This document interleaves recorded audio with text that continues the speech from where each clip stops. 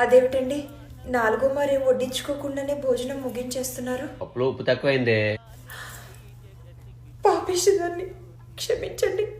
మీకు కడుపు నిండా రుచికరమైన భోజనం కూడా పెట్టలేకపోతున్నాను. కొంచెం వడ్డించమంటారా? అందరూ తినేశారా? ఏం చేస్తున్నాడు?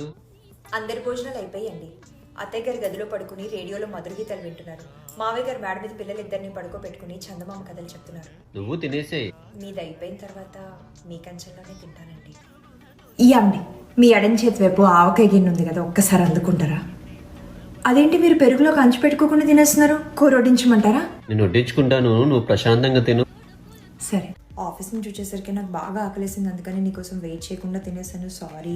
ఐటమ్స్ అన్ని టేబుల్ మీద పెట్టుంచాను. నువ్వు తినేసిన తర్వాత మిగిలిపోయినవన్నీ ఒకసారి ఫ్రిడ్జ్లో పెట్టేసేవా? నేను మళ్ళీ ఇప్పుడు క్లయింట్ కాల్ జాయిన్ అవ్వాలి.